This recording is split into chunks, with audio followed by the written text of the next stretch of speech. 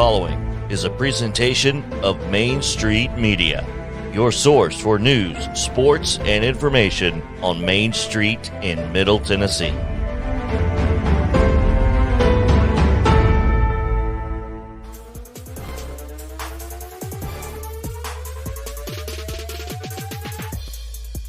It is Reaction Monday here on Main Street Sports Today, presented by Mid-Tennessee Bone and Joint. Chris Yao coming to you alongside Mo Patton.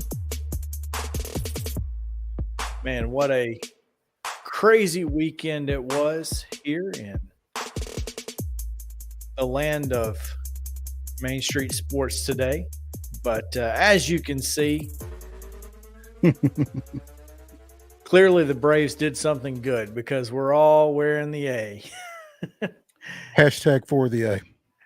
We are. We're wearing it for the A. There's no question there.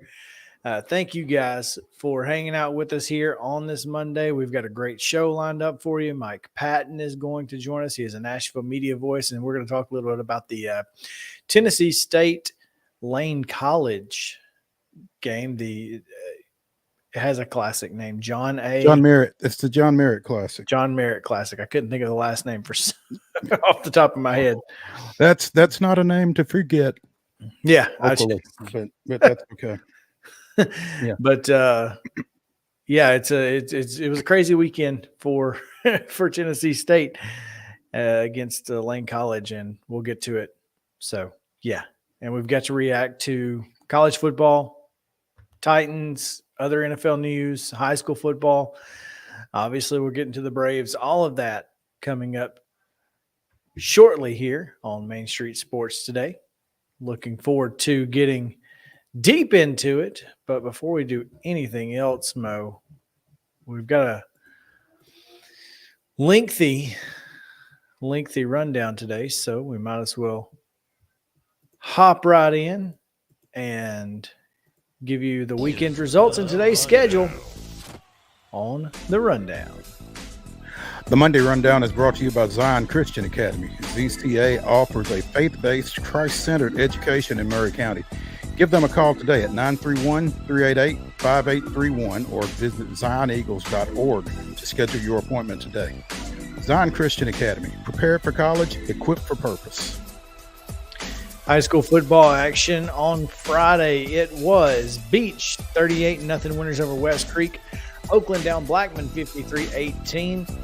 Independence falls to Brentwood 24-23. It was Cheatham County 19-16 winners over White House Heritage, while Brentwood Academy down Christian Brothers 45-9. Christian Heritage out of Georgia defeated Ezel Harding 70-0. It was Clarksville 56, Hendersonville 36.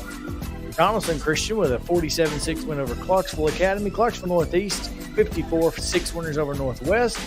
Page in a comeback victory that, when you hear the final score, it doesn't seem like a comeback victory, but it was 48-13 in favor of the Patriots. Columbia Academy 51-8 over Mount Juliet Christian. Franklin Road Academy 39-38 over CPA. And Dixon County 34-28 winners over Laverne. That Page victory was over Columbia Central, by the way. Eagleville with a 14-12 win over Wayne County. East Nashville down Green Hill 53-21. It was East Robertson 12, Watertown 6. Ensworth with a 55-21 win over Antioch. With Fairview 30, White House 6. Centennial in overtime down Franklin 21-14. Good Pasture with a 41-13 win over Battleground Academy. Greenbrier defeated Montgomery Central 20-7. It was Harpeth with a 29-28 win over Trousdale County. Hillsboro 49, Hunters Lane 7. Gordonsville defeats Joe Burns 14-6. Overton with a 33-22 win over McGavock, and Knoxville Catholic edges Father Ryan 43-42. Lipscomb Academy down Davidson Academy 58-6. Maplewood 32-18 winners over Jackson County. With Middle Tennessee Christian 15-12 over the Kings Academy. Nashville Christian shuts out Grace Franklin 36-0. Pearl Cone downs Glencliff 77-0. While NBA shut out Pope Prep 35-0. Portland 28-14 winners over Kenwood. Ravenwood 35-7 over Summit. Mount Pleasant a 38-28 winner over Richland. Rossview falls to Gallatin 42-7. Lebanon 41-7 winners over Shelby. Smith County defeats Stratford 41-14. It was Cane Ridge downing Smyrna 35-14. Henry County with a 29-28 win over Springfield. Nolensville all over Spring Hill 42-0. Sycamore with a 49-7 win over Stewart's County. Tullahoma defeats Hillwood 42-10. Friendship Christian 49, Webb School 7. Westmoreland with the 30-0 shutout of Whites Creek, and Wilson Central defeats White County 31-28. In girls soccer action on Friday, it was Stewart's Creek 7, Blackman 0. On Saturday, volleyball action, it was in fact a district tournament. Riverdale downed Stewart's Creek 3-1. Rockville blanked Blackman 3-0. Blackman had a 3-2 win over Smyrna, while Stewart's Creek then defeated Laverne 3-0. And that was on Saturday. Girls soccer action on Saturday, Brentwood 4, Beach 0, BGA 3-2 winners over Centennial. And then on Sunday, in the district finals over there, it was Oakland 3-2 winners over Riverdale, and then Siegel 3-2 over Rockville. And Oakland, with I guess it's somewhat of an upset, I would think, 3-1 over Siegel to win their first district championship. That's pretty crazy that they were playing on Sunday. Very interesting. Right. In Major League Baseball action, the Cubs swept a 3-game series against the Mets, winning 6-1, 2-1, and 8-1. The Cardinals took 2 of 3 from the Pirates, winning Friday 2-1 and 13-3 on Saturday before falling 7-5 on Sunday. The Marlins took 2 of 3 from the Brewers after losing 1-0 in the opener, winning 4-3 and then 4-3 and 12. And in Atlanta, the National League East Division leading Braves got that way with a 5-2 win over the Mets on Friday, 4-2 on Saturday, and 5-3 on Sunday. They call that a sweep, by the way. That's what I hear. College football action on Friday. UTSA with a 45-30 win over Middle Tennessee State. On Saturday, it was Austin Peay falling to Central Arkansas 49-20. Lane College 29-27. 28-27. Okay, 28. I thought it was 28, but 28-27 over Tennessee State in overtime. And the University of Cumberland's 10, Cumberland 6.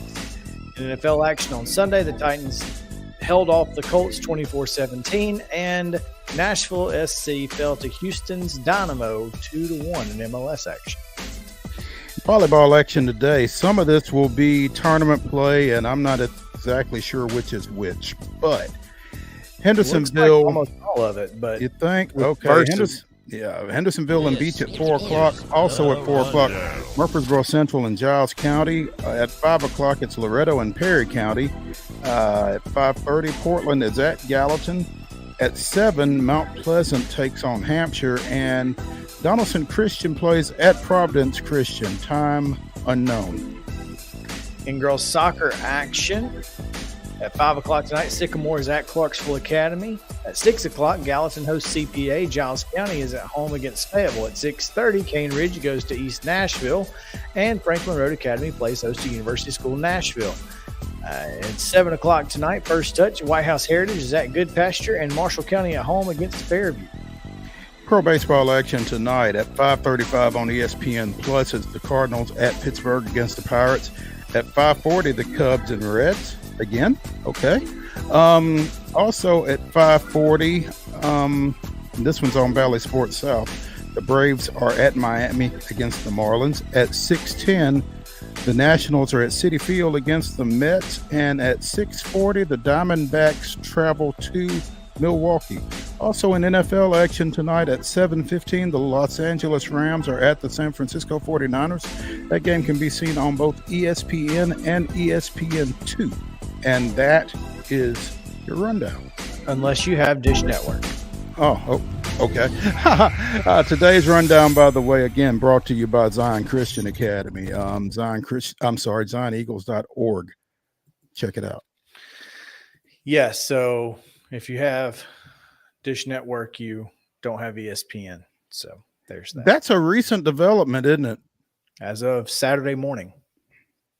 I thought I saw some folks a little up in arms over that. That's Saturday morning isn't a good time for that to take place either. No, it's not. No, it isn't. Well, especially when the Braves are playing on Sunday Night Baseball the next night. Yeah, that didn't make for a great weekend. Chris, do you have Dish Network? I do. It sounded a little heartfelt. Not. I won't have Dish Network at the end of today. I hear you. Well, does Dish Network still carry Bally Sports? No, they've not carried Bally Sports Ever. Bally. Yeah, I don't think they've ever had it. Oh, so now you didn't have Bally or ESPN. I got to see the Saturday night game because it was on Big Fox. Man, this has been a rough weekend for you. It was. I mean, outside of all of my teams getting wins, you just didn't get to see them. I just didn't get to see any of them except the one. So, well, although I did get to see a little bit of Jacksonville State because they're on ESPN Plus. So well, let me just say this: if you get that rectified and things start going sideways, we gotta fix that at 5:40. Somebody may come cut your line. Let me just say that. It may be the way to go. I've got a story for later on when we get into our Brave segment. So that kind of relates a little bit to that. We also need to mention, Chris, the Nashville Sounds trip to Vegas was not a very long one. Yeah, I was hoping that we could just pretend like it didn't happen. 13-0 winner, 13-0 losers to Durham in the International League Championship game. So Durham, which went on and won the whole shebang, by the way. I guess if you're going to lose to somebody, lose to the champ. Yeah. But after winning 91 games in minor league baseball, that's tough to take. Yeah, well, maybe somebody that won a bunch of games in Major League Baseball will meet the same fate. There you go. Yeah. The team with the second best record won it all. So I guess the team with the second best record in the National League could certainly win it all. That'd be great. That would be great. I'm trying to figure out what Durham did to Reno, because Reno defeated El Paso in the Pacific Coast League Championship game on Friday before Nashville lost to Durham 13-0 on Sunday, and Durham defeated Reno 10-6 last night for the AAA championship. So, how about them Bulls? There you go. Bulls. The Bulls. Hit the bull, win a steak. Yeah. Oh man. Well, it was a fun weekend. Our top story, real quick before we get out of this, we can't get too far into this without just saying, the NL East race is over. Oh, sorry. I was getting a little Sal there. Yeah. He'll be all right. Braves just need one win or one Mets loss, and they will be crowned the National League East champions once again. So that's exciting. 5th year in a row. For the 5th year in a row. 5th year in a row. High five. Yes, high five. We'll take it. Yeah. But we've got a lot to get to here on Reaction Monday on Main Street Sports Center. We're going to do that here in just a moment. We're going to take a short break, Mo, and when we come back, Mike Patton is standing by, and we'll talk a little bit about the Tennessee State Tigers and what's next. So, yeah, stick around. You're gonna want to stick around for this, I promise. So, we'll be right back after these messages on Main Street Sports Today, presented by Mid Tennessee Bone and Joint.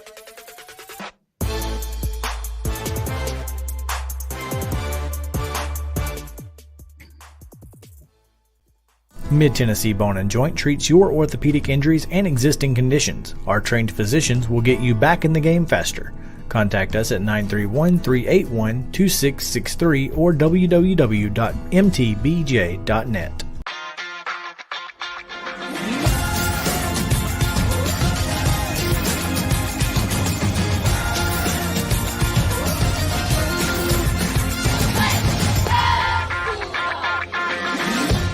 Hey folks, while we take a quick break from the show, I want to tell you about our friends over at Custom Stone Handlers in downtown Columbia. Ed Rich and his team at Custom Stone Handlers believe in leadership. And outside of the military, our greatest leader building platform is sports. Custom Stone Handlers proudly encourages young people to get in the game.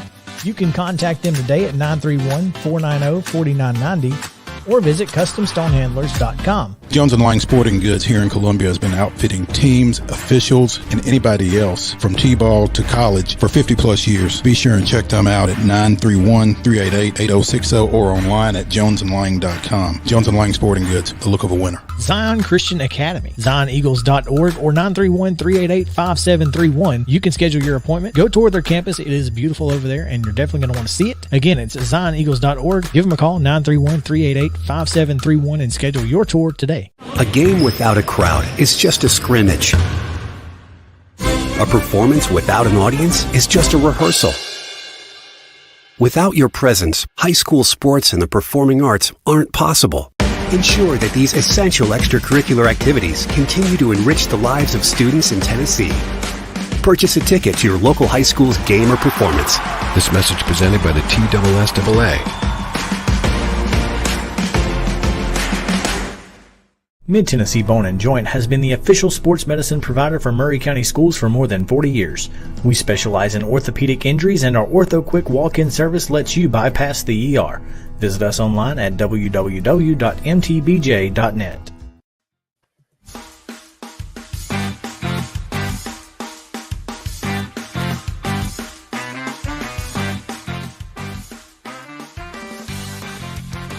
Welcome back in to Main Street Sports Today, presented by Mid-Tennessee Bone & Joint.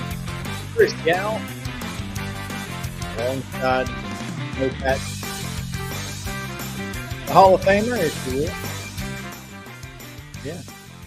Wearing the A with no mullet, which means it's for the A. Thank you. Thank you for noticing and for helping educate others. Nah, yes. You know how. Now you've got the mulletless A as well on your chest there. I do, right? Look, it's a little warm in our office today, but I was not gonna not wear this. Hey, you could have gone without the t-shirt. We've seen that before. Oh no. It's a little rough, but you can't wear quarter zips without t-shirts, and people who do that are just weird. Serial killers, I think. I would just like to point that out. So anyway. Yeah. We've got a guest that's standing by. We need to get to him because he is fantastic, and I'm looking forward to talking with with Mike Patton here. You've seen his work with the Tennessee Tribune and the Nashville Voice covering the Tennessee State Tigers. He also hosts the Touring the AFC South podcast, which is that's about like touring an old rundown downtown right now, as bad as the teams are in the AFC South, but that's neither here nor there. Mike Patton joins us now. Mike, what's up? What's going on? And yeah, definitely not necessarily a great tour right now.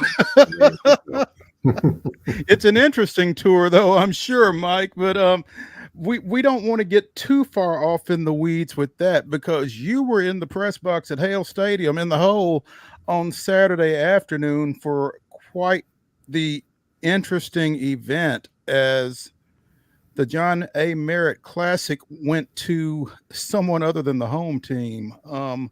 Lane College defeated the Tigers for the first time, I think, in 10 meetings, and a lot of folks didn't expect that.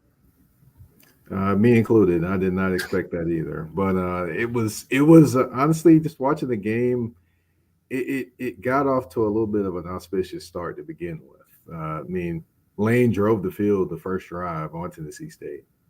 They held them to a field goal. Tennessee State blocks it. Then the first possession, Tennessee State is running a read option. Quarterback pulls the ball, takes it, gets stripped of the football. Lane picks it up, runs it in for a touchdown. That's how the game started. So from there, it just got more and more interesting as it went along. Now, two things need to be pointed out probably. That quarterback was not Draylon Ellis, the transfer from Austin Peay. And Lane is a Division II program, an NCAA Division II program out of Jackson for the uninitiated, but did produce former NFL running back Fred Lane, whose father played at TSU. So a lot of intertwining there. But again, this matchup didn't go the way it was expected. TSU had to kick a field goal to force overtime. Is that right? A 51-yard field goal at that to force overtime. To force overtime. And then now I'm sketchy on the details because I was otherwise detained getting ready for the Braves game. But Lane scored first and then TSU went for two. Is that the way that went down? No, it actually was the other way around. TSU scored first and they got the extra point. Then what ended up happening was Lane actually scored and decided they were going to go for two. And got it. Yes. Okay. Go for two on the road. Well, they did. As well. They had nothing to lose. Yep. Goodness gracious. TSU falls to 0-4 with that loss. They have lost to Eastern Washington on the road. They've lost to Jackson State in the Southern Heritage Classic down in Memphis. They lost at MTSU, speaking of auspicious, 49-6. And then this loss here to Lane. Mike, you've covered at least two of those games. Which of those is the most galling for TSU fans, in your opinion? Definitely would be the Lane loss. That was huge. I mean, you've got 11,000 people there at the Hole, which I've never seen that big a crowd ever at the Hole since I've been covering TSU.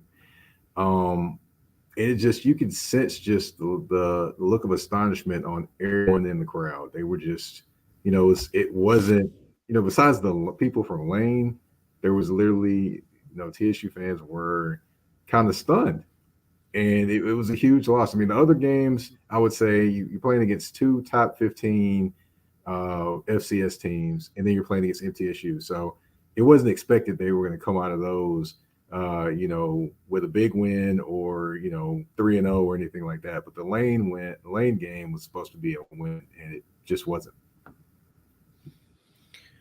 Well, Mike, I've seen a lot of Twitter talk from some folks, and I'm sure you have too. But a lot of folks saying that, one, they don't understand how you can go from being competitive against Eastern Washington and Jackson State to losing to Lane College with the same football team. It doesn't make a whole lot of sense.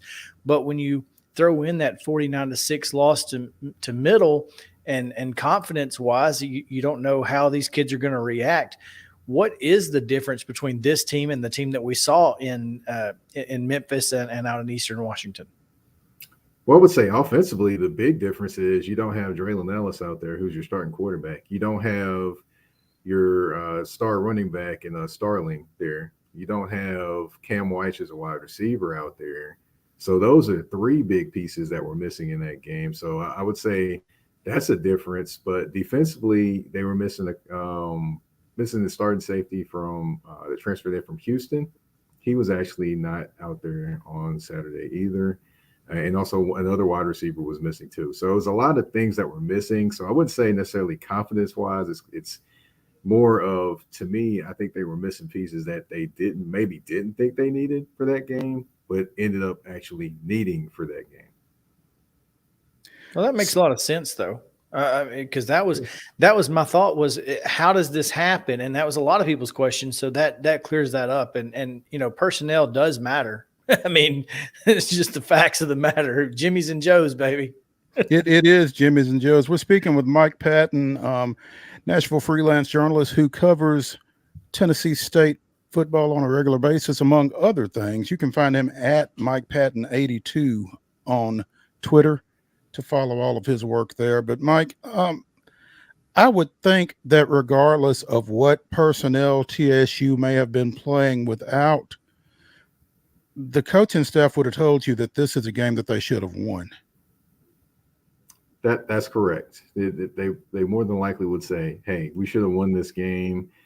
But of course, in any level of football, turnovers are going to hurt you. And of course, when you have two big ones that are returned back for touchdowns with a fumble and an interception returned back for a touchdown, you can't put yourself in that kind of hole no matter who you play. And they were in a hole from the start. Tennessee State was, just unable to dig out of it at any point. And, I guess the only time that they weren't losing in the game is when it was 0-0 when they tied it at 20. Is that correct? Yeah, they were leading before Did they go up? the interception before halftime. Okay. They were up I think 10 to, I don't know. I kept trying to kind of lose track of the score, but they were up a little bit before halftime. And then was it 10-6, Mike? I think it was 10-6, and then the interception was thrown, and that's when Gotcha.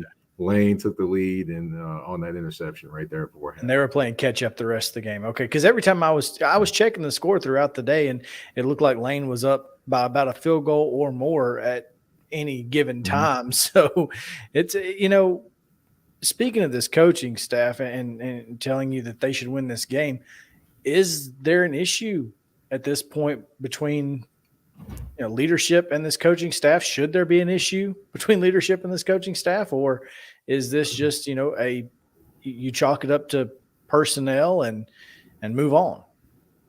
Well, I can't say for certain, but what I can say is that I think that of course they're all disappointed in this loss. Not much can be said about this loss, but the biggest thing is I think the coaching staff and the team are still, kind of joining lockstep and still trying to do what's best for the kids and the university. So, they look at it as, hey, we have another opportunity. It's Saturday.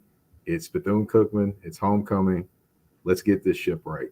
So I think they're still in lockstep. They're all disappointed, obviously, but I think on Saturday they have a chance to rectify that. Hopefully fans will be more in the game instead of outside the game. Maurice knows what I'm talking about. They do like to have a good time outside the confines of the stadium. That's for sure. Mike Patton, Nashville freelance journalist, joining us here on Main Street Sports Today, presented by Mid-Tennessee Bone and Joint. And Mike, as you mentioned, they return to play Saturday against Bethune-Cookman. It's homecoming. That's a 5:00 start. They're back at Nissan Stadium. And the importance of this game, beyond the fact that TSU goes into it at 0-4, this is their last game before they get into Ohio Valley Conference play. So Definitely. it would be nice to get one before they get started in league play, I would think.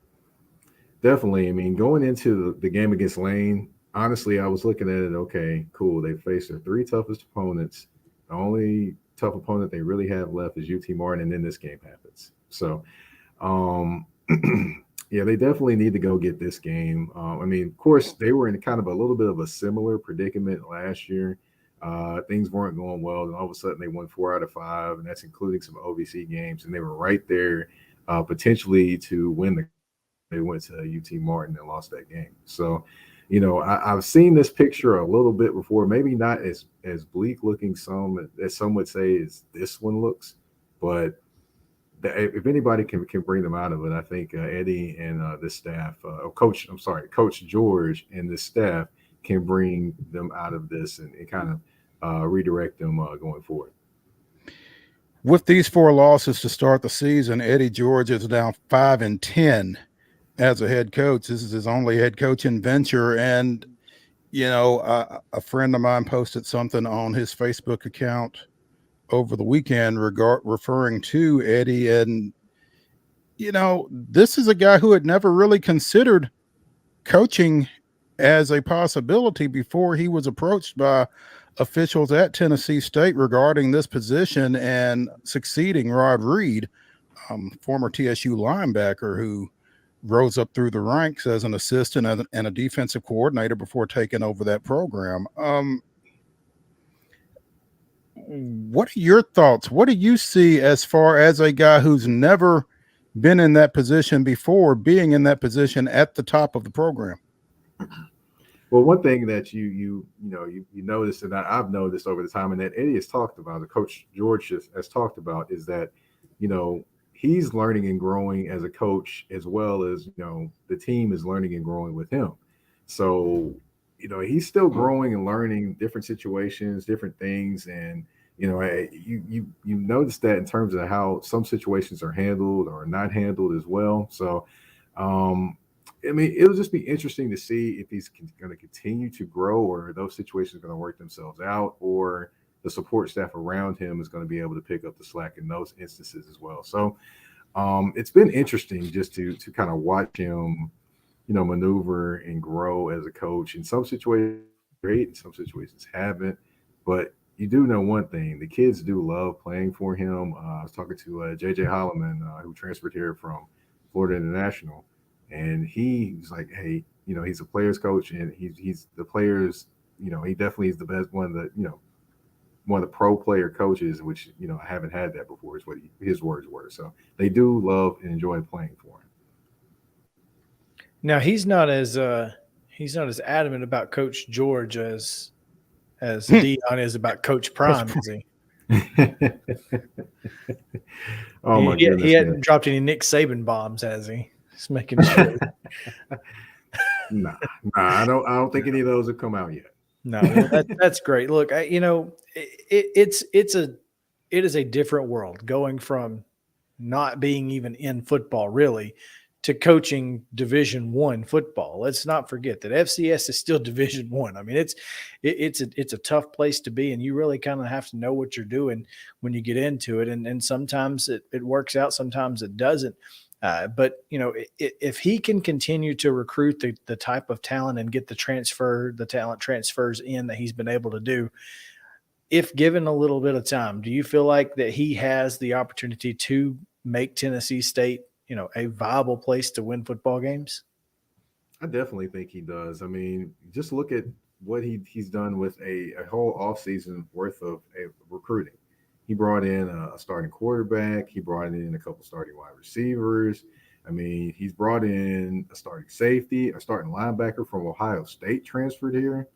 I mean, he's got a lot of different pieces he's brought in. And I think with time, he can add to that and grow that. And of course, maybe get some more pieces in the trenches as well. That's the offensive defensive line for those that aren't aware what the trenches are. But yeah, if he can add a little bit more pieces there, I think he can definitely get this moving in the and they could be at the top of the OVC in no time, to be honest.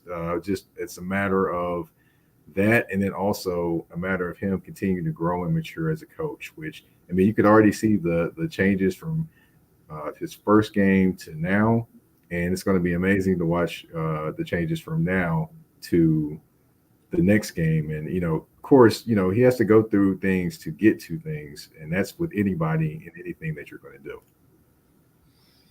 Mike Patton here. Mo, did you have something else? No. I'm not. No, I'm good. Just Michael, are you planning to cover that Bethune-Cookman game this weekend? I'll be there. Okay. Well, great. Folks, if you want to see and know more about Tennessee State football, again, you can follow Mike Patton at Mike Patton 82 on Twitter. In addition to his TSU coverage, again, he also has a podcast touring the AFC South, where you can learn about the Titans, Jaguars, Colts, and Texans. And so, Mike, we appreciate you taking some time with us this afternoon. Thank you for having me. And of course, I know a lot of people aren't very excited about the AFC South, but hey, somebody's got to be excited about it. Somebody's got to win it, baby. Might as well be us. Yep. Thank you, That's man. right. We appreciate it. Thank you all for having me. All right. That was Mike Patton. And Mo, we're going to take a quick break here and get to reactions from across the college football world and much more here. But that is a tough loss if you are a fan of Tennessee State. And I think it's a tough loss if you were involved with Tennessee State, not just a fan. I think again, that's a Division II program. You were 9-0 against them going into that ball game. That one leaves a mark. It's like Mike said, it's not like Eastern Washington or Jackson State or MTSU. That was supposed to be a gimme. Of course, now there have been a bunch of other gimmies that weren't across the college football landscape this year, so maybe you just kind of chalk it up to that. At least Lane didn't walk off with $1.5 million and the win. There you go. At least they did. That is key right there. That is key. All right. Well, let's take a quick break, and when we come back, we get more into college football and react to the world around it. Right after this on Main Street today, presented by Mid Tennessee Bone and Joint. Stick around.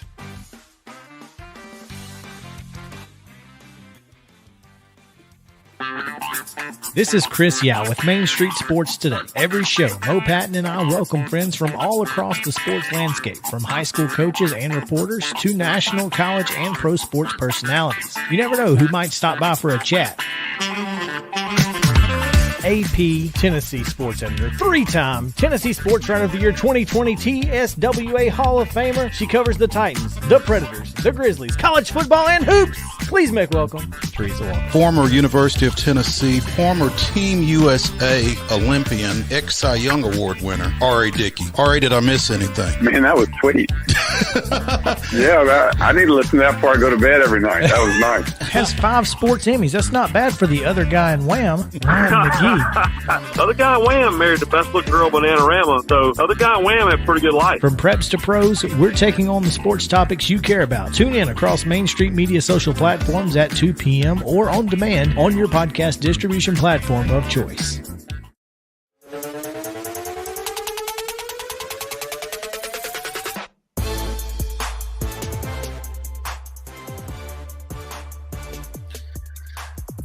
All right. Let's jump in, Mo. There's a lot that happened over the weekend in college football. and boy, some things I certainly didn't expect. We'll start first with MTSU, man. We talked about how it felt like that was a must-win game on Friday after all of the hoopla around the program. But, again, UTSA is still the class of Conference USA right now. And, it was a one-possession game in the fourth quarter. Mm-hmm. Mm-hmm. So you got to feel like there's at least something positive to take from that. And, the fact that you are continuing to get better against Conference USA opponents, you take a little bit of positive out of it and try to build and get some more wins. Oh, absolutely. I mean, you have to. You just like you wanted to build on the Miami win, you want to build on this UTSA loss. We talked to Chris Massaro on Thursday, the athletics director over at MTSU, and on Friday. Time flies when you're having fun. But he referred to that game as critical, really. I mean, that you really wanted to build on that win over a top 25 team with a win at home in conference play, and didn't quite materialize, but you have to find the good in it and get ready for the next one. And it's like he said, the conference certainly didn't do MTSU any favors with their schedule. They play at UAB this weekend. Is that right? Yes, but UAB coming off a loss to Rice. Yeah. So a couple of teams coming off of losses, one maybe a little bit more surprising than the other one. But again, this isn't probably isn't a great place for MTSU to be right here, going to UAB against a rather irritated bunch of Blazers, and then come back home next weekend for homecoming against a pretty good Western Kentucky team. So it's a tough stretch here, but could be a lot worse. They could have lost that game to Miami on top of everything else. So they've got something to build off of, and it'll be interesting to see how they react in Birmingham this weekend, I think. Certainly will bear watching, because again, this is a UAB team that's got technically an interim coach. They've got a lot of disorientation in that program. So this is a chance to get one against UAB after that disappointing loss in the conference championship game a couple years ago. Mm-hmm. This is a chance to kind of right the ship there and get back on the winning track for Rick Stockstill. So big one on Saturday. And we'll be talking more with Chip Walters tomorrow about this past weekend and this coming weekend as well, and get his insight from on campus on some of this. Yes, we will. Just 6 days after firing its football coach, Georgia Tech gets a big win over top 25 opponent Pitt. And shout out to the Hewitt-Trussville alum Brent Key for his first win as a head coach. This is a crazy college football season, and Georgia Tech getting a win over Pittsburgh just continues what we're seeing, just the weirdness. It must have been the weekend of the interim coach, because Nebraska also with the 35-21 win over Indiana with Mickey Joseph getting the win there in Big Ten play. So it's pretty good stuff. As I texted you, at least one AD feels a little vindicated in the move. The other AD, Todd Stansbury, was kind of standing on the outside looking in at the Georgia Tech win, I guess, since he got fired along with Jeff Collins. So that's right. But yeah, it's an interesting dynamic. Like you said, 6 days after Collins is gone, Georgia Tech goes on the road and gets an ACC win. So maybe they just needed a breath of fresh air. Who knows? Yeah, and maybe so. I mean, perhaps Collins had lost the locker room, which we've seen happen in college football. I don't know that that's necessarily the case, though, man, because I saw a couple of tweets, and again, we have a former area athlete at Georgia Tech, Dante Smith, and indications are that the team wasn't necessarily in favor of this move. So I didn't know. I mean, I don't know. I was just saying, perhaps that was a reason. I don't know. They're on any given Saturday, Sunday, Friday night, I don't know. Well, at this point, I mean, they're probably rallying even more. That could be, behind this coaching staff, because the only coach that's not there is Jeff Collins. That's true. That is true. So, I mean, there's that. So perhaps they're just rallying around this coaching staff, and we'll see what happens going forward with the Yellow Jackets. Other teams that will now have to rally around their coaching staffs, Wisconsin and Colorado. When we talked about this with John Bryce, he mentioned Colorado. He did. And I don't think he mentioned Wisconsin. I don't remember him mentioning Wisconsin.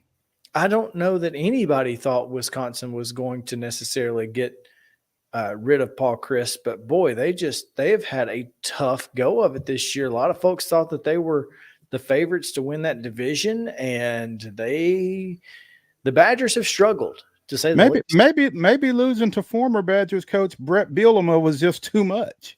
And look, Illinois, not a great program. Don't get me wrong, and I can understand, but that's there's an X factor there when a former coach comes back to campus and has his new team a little bit more fired up than you might normally see. So I don't know. But the problem is, at this point, with as many coaches that are getting fired, you kind of can't wait if you're going to do it. So you just got to go with your gut here, I guess. Florida AD Jeremy Foley. What should be done eventually must be done immediately. Exactly. Well, I mean, that's kind of where, and especially now you've got 5 teams out there, 5 programs out there on the hunt. Right. And one of them in your conference. So if you want the best possible coach out there, you got to be looking for that coach. You can't be pretty proactive about it. If you think you're going to have to make a move, you don't want to wind up with the 6th best option if you can prevent it. Right. Wisconsin's leading rusher on Saturday ran for 16 yards. In the Big Ten? In the Big Ten. That ain't no good. That is not a recipe for success. They're 2-3 on the year. Their only wins over Illinois State and New Mexico State. Lost to Washington State at home. Obviously lost to Ohio State. 2 weeks ago, and then this weekend to Illinois. They've got trips to Northwestern and to Michigan State coming up in the next 2 weeks. Interesting website, coacheshotseat.com. Okay. Well, my next question was going to be who's next. So this seems like a good one. Jeff Scott of South Florida looks to be the leader in the clubhouse, followed by David Shaw at Stanford. I don't think that's going to happen. Brent Venables at Oklahoma is number 3. I don't think that's going to happen, but I can see where they're coming from. Pat Fitzgerald at Northwestern and Tim Albin, Albin, at Ohio. That is your top 5. So, and I'm looking at the website too. If Jeff Scott is your number 1 and Brian Harsin is your number 7, you're wondering about this website, huh? I'm wondering about the validity, but not just that. But like you said, David Shaw, Brent Venables, Pat Fitzgerald, none of those really seem like likely scenarios. Really don't. They really don't. I think Will Healy at Charlotte is on more of a hot seat than any of those 3. And I know that sounds crazy, but I mean, it really doesn't. It really doesn't. And again, we've talked about Will Healy at Charlotte and their recent struggles, and the fact that sometimes when you're the hot coach, you got to get, he had some opportunities, and I guess he didn't feel like they were the right opportunities, but water tends to find its level. Well, I think when you look at this website and look at the coaches that potentially are on hot seats, I think every coach that's going to get fired, sans Brian Harsin, has already been fired.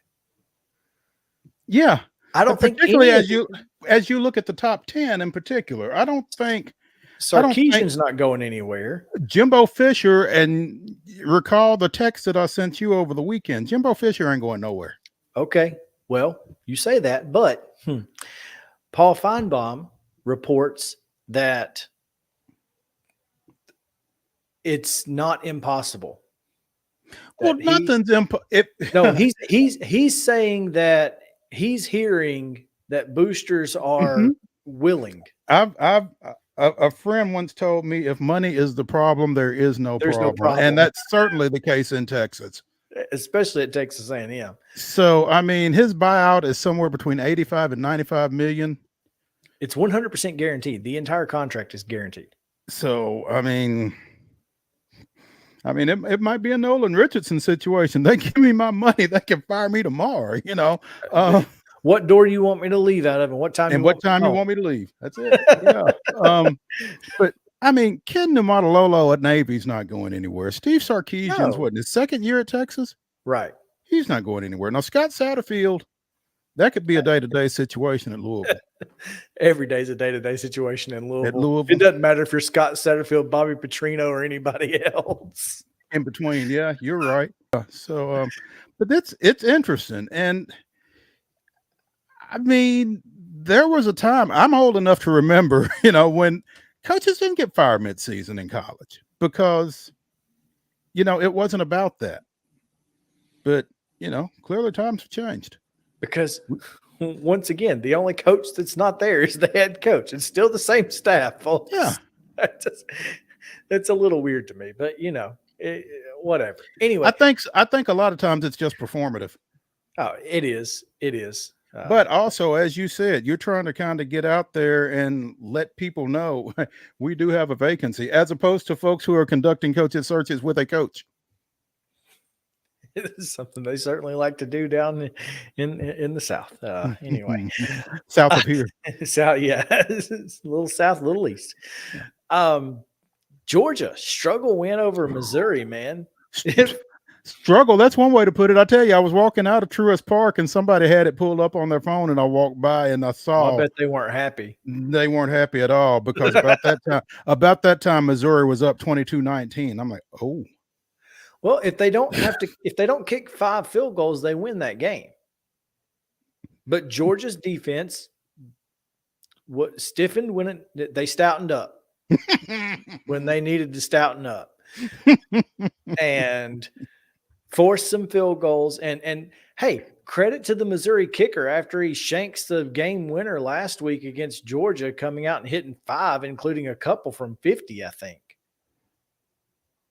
So well done to that kid. Dude said you won't blame me for another one. Shoot. So I mean, he was out there booming them, but Georgia does what number one teams are supposed to do. They find a way to win. Well, and of course they're no longer number one. Now, Kirby Smart says after the game, it's tough every week in the SEC. Stop that. Just stop. No. How does he explain 39-22 over Kent State then? Look, that wasn't in the SEC. No, and I'm sorry, but it's just as Matt Mitchell said, Georgia is losing to a team that doesn't even have seats in both end zones. And that's going to resonate with some Vandy fans who are going to be mad at me, but I don't care. It is what it is. I mean, there's a difference between number one programs and programs that don't have seats in both end zones. There is. That's not a shot. It's just those programs are typically putting more money and effort into football than they are anything else. And Georgia's one of those programs. And they shouldn't be struggling to beat Missouri as the defending national champion. They just shouldn't. But here we are. Anyway, there's so much more that I want to get to, and we'll save it for tomorrow because we've got to get to the next segment because I can't wait to get to the next segment because it's about the Atlanta Braves. There we go. So we'll continue to react probably tomorrow, right, to the world of college football and much more. But right now we're going to take a quick break, and we are going to come back. And when we do come back, we're going to talk about the National League East race that has become awfully close to being over. And that is with the Atlanta Braves and New York Mets after this weekend. We'll talk about everything that happened this weekend, what's going to happen in the next 3 days. So stick around here on Main Street Sports Today, presented by Mid-Tennessee Bone and Joint.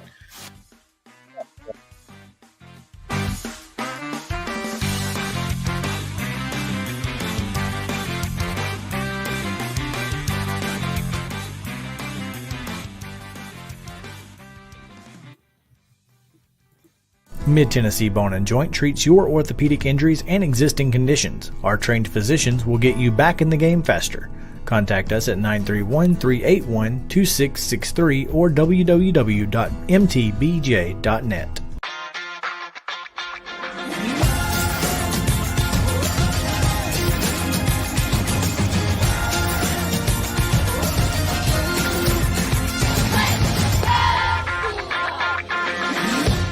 Hey folks, while we take a quick break from the show, I want to tell you about our friends over at Custom Stone Handlers in downtown Columbia. Ed Rich and his team at Custom Stone Handlers believe in leadership. And outside of the military, our greatest leader building platform is sports. Custom Stone Handlers proudly encourages young people to get in the game.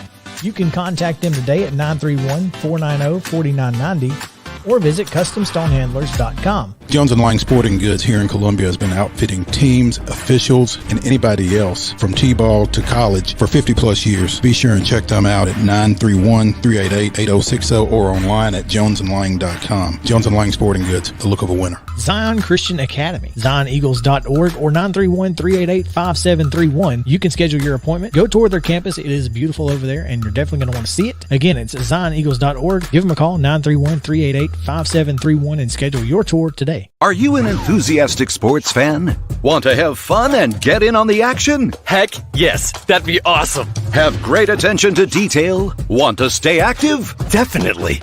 Want to give back to the student athletes in your community? Obviously, yes. Then you'd make an excellent high school sports official. We need more officials in Tennessee. Because with no high school officials, there are no high school sports. Sign up today at highschoolofficials.com. Mid-Tennessee Bone & Joint has been the official sports medicine provider for Murray County Schools for more than 40 years. We specialize in orthopedic injuries, and our Ortho Quick walk-in service lets you bypass the ER. Visit us online at www.mtbj.net.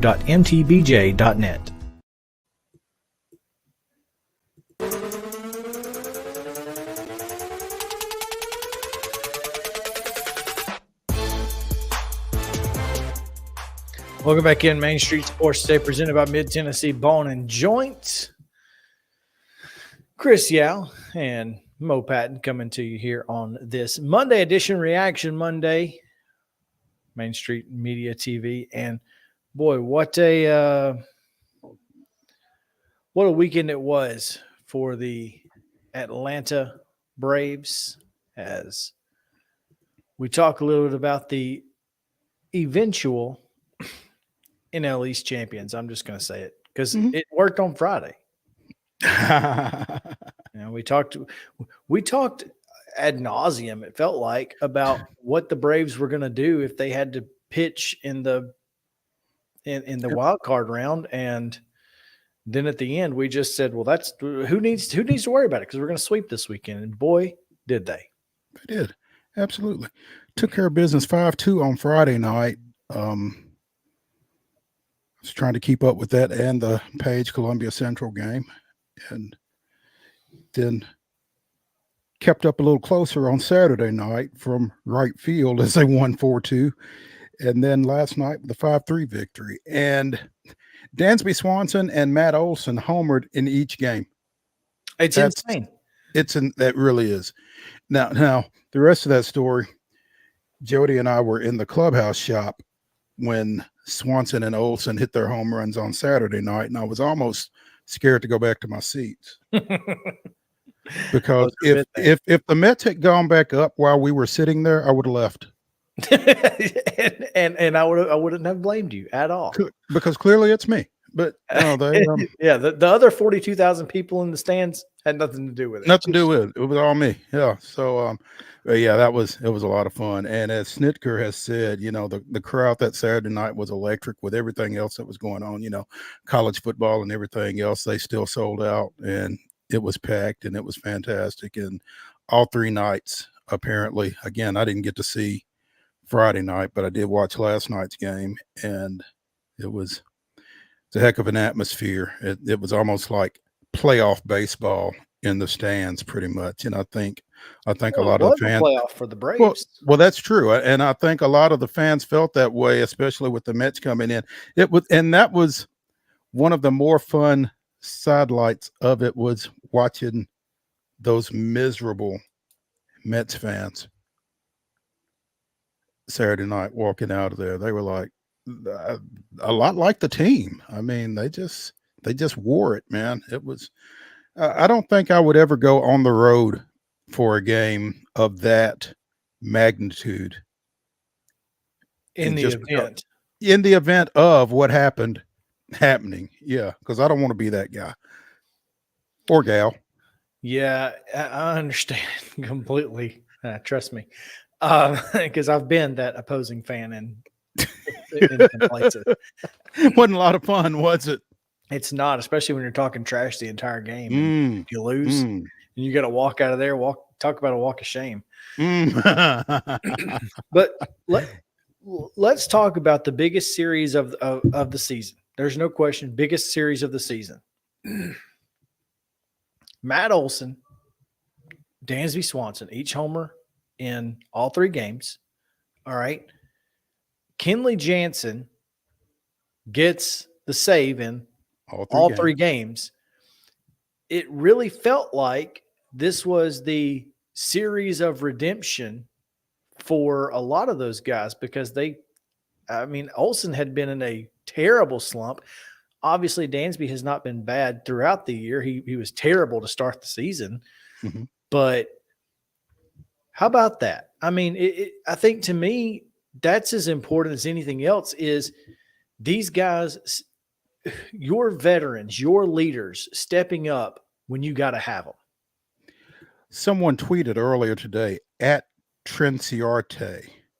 Oh, yes. Matt Olson, since he got a day off, 7 games, 435, 517, 1.130. That's what he's slashing. 5 home runs, 7 runs scored, 10 ribs, 641 WOBA. I don't know what that means, but you do. 323 WRC plus. I guess that's good, but I'm looking at the slash numbers and the more conventional stats, and I can tell you, 5 home runs, 7 runs, and 10 runs driven in 7 games since he's got a day off. That's pretty good. So WOBA is it's a weighted on base average. So basically, it just means it puts weight on how you got on versus that you getting on. Okay. So there's that. But yeah, it's certainly interesting how much of a difference that day off is made. And then the WRC plus is runs created. Okay. So, this is a team that obviously doesn't have, it doesn't feel like it has a lot of depth. A lot of that due to injuries more than anything else. Well, it doesn't feel like it has a whole lot of depth because we don't use it. Well, and there's that, but you've got guys, you don't have anybody else to play first base. So you kind of have to makeshift when you do give a guy like Olsen the day off. But sometimes you just got to figure it out. I would much rather lose one game because we're playing Austin Riley at first base than Matt Olsen continue to hit struggle 083 when you know he's better than that. Right. So and you didn't get to see last night's game because that was on ESPN, right? Right. I watched the game cast and listened. Well, I don't know if listening could give you the proper perspective of the play that Spencer Riley made at third base, or the play that he didn't make, but the decision that he made at third base on letting that dribbler go and it going foul, and then the Braves getting out of that inning. I think runners at first and second, maybe. They had a runner on third because he was going. Okay, yeah, we just. you're right. I just watched the highlight, But and yeah, that they actually talked about that in the ninth inning. Ben and Joe were talking about how important that decision was. It was game changing because the Mets were getting ready to blow that thing open. Meanwhile, the Braves tweeted about 20 minutes ago, National League Rookie of the Month for September, Michael Harris II. That means a Brave has won the last 4 NL Rookie of the Month awards. Harris winning 3 of those. Wonder who your Rookie of the Year is. I can tell you this: if Matt Olsen's not the Player of the Month, I'll be surprised. Because his September has been off the charts, according from what I saw. I saw somebody tweet that the other day, and it only got better, obviously, over the weekend. Yeah. So, it's. Can we talk about how great the umpiring was behind the plate? I mean, you're talking. I go back and look at the ump scorecards. Saturday night, the dude missed 2 calls. Missed 2. Sunday night, he missed the home plate umpire missed 5 calls. That's it. If you can go with those pitchers, the way that their balls are moving, and you can be that consistent and correct. MLB knew how important this series was. They put their best guys. They got the right crew on it. Yeah, and I think that is, that's what you want in a series like that. So kudos. We give MLB a lot of crap. We give folks, we give a lot of people a lot of crap. But sometimes when kudos are earned and warranted, we're going to give those too. So credit where credit is due. Absolutely. Kudos to Major League Baseball, to the umpires who, obviously made those decisions stand up. Well done. Yeah. Great umpiring all weekend long. Great baseball all weekend long. By the way, you'll appreciate this, Chris. The Freeze lost Saturday night. No, what? But check this out, because I'm scrolling through Twitter as I am wont to do. Former Georgia and for a short time, former Tennessee Titans linebacker Rennie Curran. Braves won. Dogs won. I won. My brother at Beat the Freeze is a legend. Thank God I had a head start. Almost blew out both my hamstrings. Haven't ran like that in a minute. Rennie Curran, former Georgia linebacker, beat the Freeze Saturday night. I didn't realize who he was. That's incredible. That is incredible. So you know, I was going to go somewhere else, but I do want to. I'm sorry. I do want to say this. Mm-hmm. The Mets didn't met. No, they didn't. So I want to give a small sliver of credit to the Mets for being. They did exactly what you expected them to do. They had 20-something hits in the series, and like 85% of them were singles. That's what they do. They do. Credit to the Braves for, taking advantage and getting out of situations where they were, where the Mets got multiple men on and that sort of thing. Last night in the 8th inning, you get a ground ball double play from AJ Minter to get out of it, and, just things like that. But yeah, I mean, the Mets didn't met. The Braves beat the Mets. The Braves are 73-32 in their last 105 games. Since June 1st. Yeah. So that's insane. But I think the Dodgers are the only team with a better record than the Braves since June 1st. 73 wins doesn't matter if you don't win 11 more.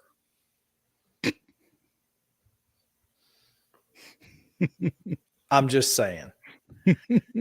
We've got 14 wins left to get, and that is including tonight, tomorrow, and Wednesday to send Don Mattingly out a loser. Well, tonight's team trying to do it will be Acuna, Swanson, and Harris a second, Riley Olsen and Darno DH, and Contreras behind the dish, Arcia and Robbie Grossman in left, with Bryce Elder on the bump. And that's a 5:40 start on Bally Sports. So, well, I might actually be able to watch it because I'm Spectrum tonight. Spectrum stream today happening. Dish Network can go. I'm gonna take that satellite dish and throw it so far out in the yard. How do you not make a deal with Disney?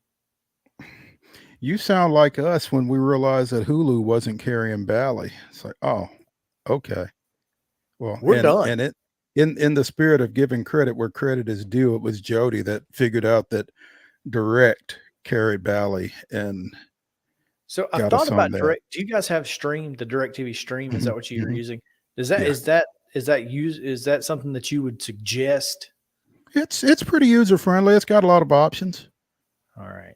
Well, that may be where we're at, because I have Spectrum Internet, so adding Spectrum TV just makes sense. Mm-hmm. But they're about the same price. So there you go. For those of you who have Dish Network, just find something else. Hang with them. So, all right, let's take a quick break. When we come back, Titans reaction, high school football reaction before the end of the show. So stick around here. Hey. Wait, you're right. Sorry. Hold on. Hey. Trying to get to it. This day in Braves history is October 3rd, 1997. Following 2-1 and 13-3 wins at home, Atlanta completed a sweep of their best of 5 NLDS against the Astros with a 4-1 win in Houston. John Smoltz went the distance, allowing just 3 hits and striking out 11, and the Braves never trailed thanks to Chipper Jones' solo homer in the top of the first and a Jeff Blauser RBI base hit in the second. There we go. I was trying to get to it. I couldn't find it. I was like, where'd you go? That's right there. Yeah, there it was. All right, that was This Day in Braves history. We'll be back after this, so stick around on Main Street Sports Today, presented by Mid-Tennessee Bone and Joint. Back after this. The high school football season is here, and nobody handles Friday nights better than Main Street Media. Here's Zach Womble with details. That's the name of the game here at Main Street Media and Main Street Preps. Is we've been doing this for a long time now, and I think you hit on it. We've got an army of reporters across all of Middle Tennessee. I think there's about 130 schools in the Middle Tennessee area, and we try to cover all of them. We cover about 11, 12 counties at this point, And those Friday night shows, it's we're gonna show that off. We're gonna showcase the talent that we have on the field with reporters across several mid-state games on the weekly basis. So whether you're in Williamson County, whether you're in Giles County or Murray County or Montgomery or Robertson or anywhere in between, we're gonna have you covered from 6 to 11. Friday Night Live is presented by the Tennessee Highway Safety Office, where fans don't let fans drive drunk.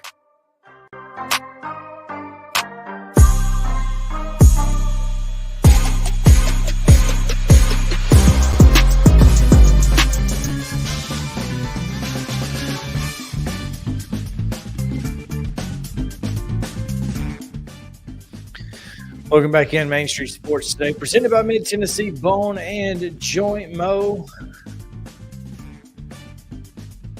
I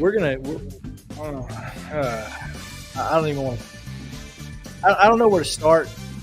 We were talking about the Titans a little bit here and talk about for the second week in a row, they get up 24-10 on their opponent and fail to do anything of note in the second half.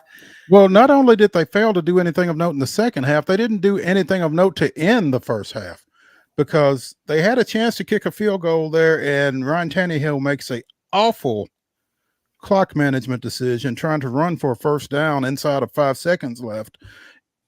So they don't get 3 there. Two awful decisions, by the way, because the second down play where he made a poor throw cost them the timeout that would have been used to set up the field goal. So 2 straight plays, and God love him, Jordan Cameron, friend of the show, has been on it, and big Titans fan, wanted to put that on Vrabel. And I'm like, no, that none of that was on Mike Vrabel. No. Not any of it. And so then they're receiving the second half kickoff, and I think they went 3 and out there. So you got a chance to go from 24-0 to 34-0 early in the third, probably, and couldn't, and wound up having to hold on yet again before defeating the Colts on the road. Now, in the final analysis, it's hard to win a game in the National Football League, so you're going to take 24-17 and go on. But back-to-back second-half shutouts is got to be a little tough to take. And I didn't get to hear Vrabel's response to the question in post game, but it sounds like it was vintage Vrabel.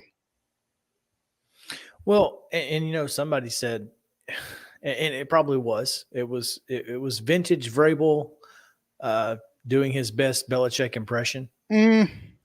And some people have earned the right to do that. Others have not. And I'm just going to leave it at that. Yeah, I think it's obvious. I'm pretty close to being done with Mike Vrabel. And look, it's not because I don't think he's a good coach. I don't think he manages his coaching staff very well. I don't think he does a great job as a head coach managing his staff. Now, as a coach's player or as a player's coach, I think he's phenomenal. I think he's a great motivator. I think he teaches his team to play the way that he played the game. And I think there's something to be said about that. But you can't consistently win games in the National Football League when your entire staff is getting out-coached in the locker room every single week. And if you come out and you don't score in the second half because Frank Wright's staff outcoached you, that's a problem. And I know he wants to be, and what is it about teams that we support, Mo, and coaches wanting to be loyal? But it's ridiculous that Todd Downing has a job. It's ridiculous. So that is why I am this close to being done with Mike Vrabel. It has nothing to do with his coaching ability. I think it's his managing ability of his staff and his level of loyalty to said staff. A He lot is of loyal. guys out there. He is loyal. And, to a fault, quite possibly. So. Now, I will say this. Don't come at me anymore, Colts fans, because that's all you need to see. That was the Titans' 4th straight win in the series, and I think I saw that it was their 4th straight win in Indy.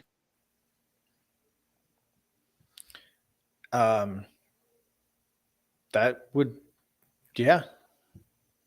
Look, when Derrick Henry runs for 114 yards on 22 carries and technically 130 yards on 23 carries and 2 touchdowns, because that holding call was questionable at best. Questionable at, I mean, he didn't. This is the extent of the holding. That was the grab. It was a terrible call. Meanwhile, the best running back in the NFL, 20 carries, 41 yards? Is that what it was? Oh, let's just pull it back up. Yes, 20 carries, 41 yards, 2.1 carry. Now, some will say Jonathan Taylor is the best. I did get into a bit of a Twitter argument on on Sunday. No, not you. With Kevin Neely, who works for the Braves. He posted a video of Cordero Patterson and said the best running back in the National Football. And I was like, don't make me come down to Atlanta. Do not make me drive down there right now, because I will. But I am far more open to that argument than I am Jonathan Taylor. I'm just glad, man, that a team has figured out a way to take advantage of the skills and the talents that Cordero Patterson has. I mean, because he's got so many, it's hard to. I mean, my goodness. Yeah. He's. I'm glad to see him really having a nice career at that level. But he's not the best running back in the NFL. No, he might be. He might be, best skill player with his abilities to do so many different things, but he's not the best running back. But hey, give him credit, man. He's doing a lot down there, and it looks like Marcus Mariota might be on a bit of a short lease. He might be on as short of a lease as Mason as Mitch Trubisky, who is now out as a starting quarterback in Pittsburgh. Now is he out, or? Because I saw some of Mike Tomlin's post-game comments yesterday, and he just said that they were just trying to get a spark when they went with the rookie Kenny Pickett yesterday. And so, I mean, I don't know. I don't know if Trubisky's out for good or not. Well, now I don't have. It's not the top story anymore, so I don't know. But I thought I saw Was there a pronouncement? No, it was just Bill Barnwell talking about other teams that could be doing that soon. And he mentioned the Carolina Panthers going away from Baker Mayfield, Washington going away from Carson Wentz. The Cowboys, obviously. Then he also mentioned the New Orleans Saints and Atlanta Falcons, who could soon be making a bit of a change. Look, the Falcons' problem isn't Marcus Mariota. It's apparently their just absolute refusal to realize Kyle Pitts is on their team. Well, this isn't fantasy football. Yeah, it's the NFL, and he's literally the best tight end in the league. He's the most athletic tight end in the league. I don't know that he's better than Kittle or what's Kansas City's tight end? Kelsey. Yeah, Travis Kelsey. But he's easily the most athletic and the most versatile. I don't know. Kidding me? Anyway, that's neither here nor there. Right. National Football League's weird, man. Mm-hmm. I would love to have Kyle Pitts and Arthur Smith back in Tennessee, even though for some reason, apparently Arthur Smith understands that tight ends exist when he's in Nashville, but not in Atlanta. I don't understand that. Go figure, right? Yeah. Yeah. I mean, so make it make sense, right? Make it make sense. I don't know what he's doing, but yeah. So Titans, big win. It's a division win. You'll take it. You'll always take a division win in the always, especially on the road. Especially on the road, and especially against those guys. TTUN, as some college teams would say, that team up north. Yeah, that's good. Anyway, let's get into some high school sports here real quick, Mo. We got some high school, pretty crazy weekend in and around Middle Tennessee. Couple of games that I didn't expect to see quite as lopsided. And then, you've got Knoxville Catholic knocking off Father Ryan by 1 point. Mm-hmm. But man, we talked to Jamal Stewart, and if you thought 53-21 was coming, even after our conversation with him, if he thought 53-21 was coming, he sure didn't let it on. No, he didn't. Goodness, the Eagles taking care of 8th ranked Green Hill, Class 5, 8th ranked. Did not see that coming at all. Didn't see Brentwood with just a 1 point win over Independence. Obviously, that was an overtime game, by the way. Yeah. The Eagles, certainly giving themselves a chance to win that game. And that was without, again, Ty Lockwood or starting quarterback Cody Pagash. Brooks Sapone stepped in and threw for 258 yards and 3 touchdowns in that one. So maybe they're figuring some things out without some people. Little surprised to see Franklin Road Academy with that 39-38 win over CPA. That was a great ball game, though. I'm a lot surprised to see that. Yeah. So. And then Ravenwood, without the services of Chris Parson, dispatching Summit, scoring 35 points. That's a really good offense, man. Obviously, Chris Parson is great, but we're talking about Will Hester here. He knows how to draw it up. He can draw some stuff up, man. He's pretty special.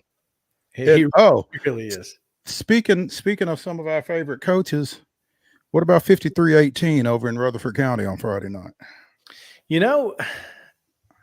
We talked about it. We talked about how probably not going to take a foot off the gas. You need to send a message that, Blackman's good, but we're still Oakland. And as Ben Ingram apparently said last night, if you come at the Kings, you best not miss. That's exactly what he said. Yeah. That is exactly what he said. And I guess that was kind of what Creasy said as well. And one other score I was looking at. Oh, Henry County Springfield, man. Overtime, Philly special to win it. Got to give credit to the Patriots for that. But James Counts was in his bag Friday night, literally. I don't think that's the last time those two teams will see each other, Mo. State quarters. It'll be worth it to be in Paris that night. I assume, though, that Henry County is going to win the region at this point.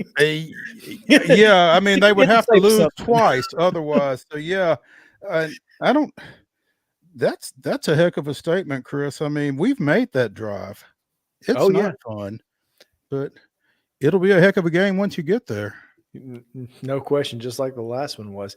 Mm-hmm. And obviously the game that you were at, and I said this in the rundown, didn't see Page trailing at halftime to Columbia Central, and apparently neither did Charles Rathbone. So when he got into the locker room, he lit a bit of a fire under his Patriots, and they came out on fire.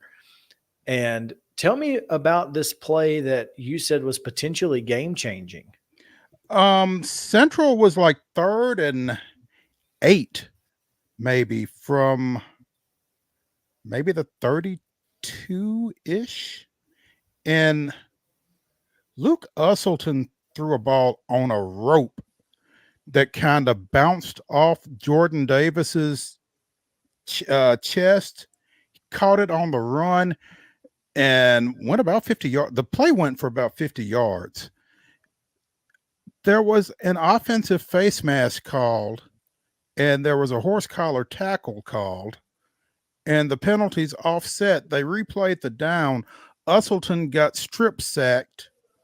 Page recovered it, scored like 3 plays later, and that was the score that put them ahead, 21-13. They'd scored off the opening kickoff. Then this sequence took place, went up 21-13. Central fumbled on their first play after the kickoff. Page recovered, went to the 1, scored there, and between Page, and the route was on, between Page being Page and Columbia Central, as Bobby Sharp said after the game, putting their heads down. The route was on. But if they convert that play, if they convert that play there, they are either close to or in the red zone right there with a chance to go back up. Because they were down 14-13. 14-13 at that point. Gotcha. Wow. What a tournament. Offense. So Jordan Davis stiff arms and I theoretically I didn't see it. And right, but that's I don't know who. No, I mean I didn't see it. Well, I didn't see it. If you get what I'm saying to you, but that was the call. They're saying that Davis was the culprit. I don't know that we got an explanation as to who the culprit was. That's what I presumed. Gotcha. Okay, but I didn't see it. Call what you see what you call. Well, that's interesting. And then the horse collar tackle there. And if it's just the horse collar, then that's 15 or half the distance tacked on. If it's just the face mask, it's only 15 from where the end of the run is. That's the unfortunate part. Ooh. Even if there's just an offensive penalty, it's 15 from the spot of the foul. Of the foul. That's right. And you still get 35 yards instead of 50, but you still get 35 yards. And they'd have still been in Patriots territory. Yeah. So that's an unfortunate turn of events right there. Yeah. So, wow. Tough one. No doubt. In Region 5 2A, Mount Pleasant took control. Great ball game. I cannot begin to tell you, Mo, how impressive it was to watch Richland line up in the Notre Dame box, yelling the play from the sideline, not sending it in, literally saying base lead from the sideline, and Mount Pleasant couldn't stop it. They could not stop it. It was the most impressive thing I've ever seen. Had they not gotten down 21-0, I don't know who would have won the game. And the reason they got down is, guess who didn't play at all the first quarter on offense? Ethan Workman. Were they saving him? They were trying to have him play just defense because they knew that Mount Pleasant's athleticism was going to be a problem. So they wanted to try to keep him as fresh as they could for defense. And when the second quarter rolled around, Nick Patterson said, just throw it out. Throw the game plan out. Let's go. And that's what they did. And if not for Jackson Collier making a 35-yard field goal on the first drive of the second half to keep it a 2-possession game, that's a different ball game. And I'm telling you, we have said it, and in your article from Friday night, Kid Hartsfield said it. Jackson Collier is a weapon that a lot of Class 2A teams do not have. I don't know how many are there? 64 usually, 60-ish teams in each class. Mm-hmm. I bet 60 of them don't have a kicker like that. If not 60, if not more than 60. Yeah. So he is a difference maker, particularly at this level. Oh, there's no question. I mean, no question at all. And so congrats to Mount Pleasant on that win. That was huge. And I'm going to say this here. I don't know that it's the last time those two teams will see each other.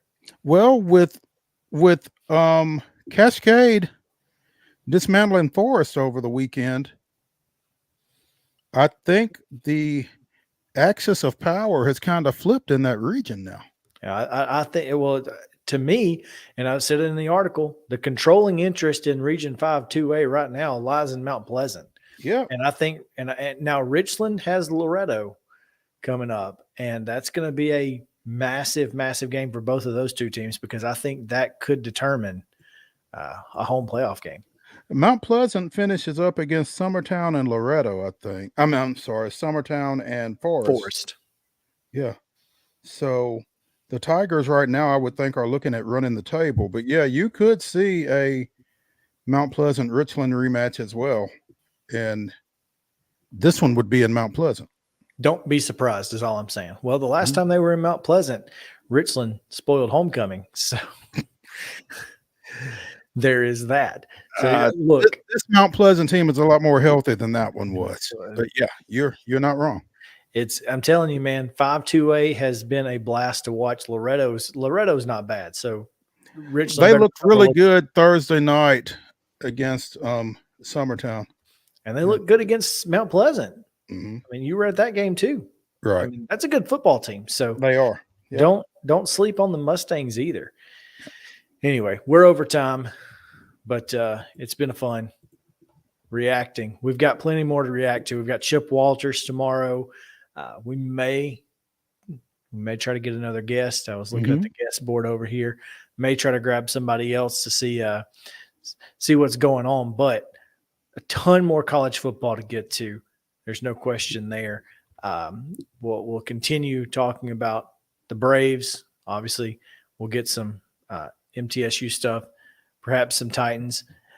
The Predators lost to a non-NHL team, so there's that. Don't know what that means exactly, but yeah, there's a lot to get to, and it's going to be a great week. The forecast, Mo, has shifted back down under 80, so it's going to be 78, 79 all week long. Sunny. You can't beat this. Get outside, enjoy it. Soccer district tournaments are going on. Volleyball district tournaments kicking up. Go support some high school sports, man. Yep. There's nothing better. The full schedule of area sports is on the website at mainstreetmurray.com. So check that out for postseason stuff as it comes at you. Please do. Please do. But that's going to do it. Appreciate you guys hanging out with us.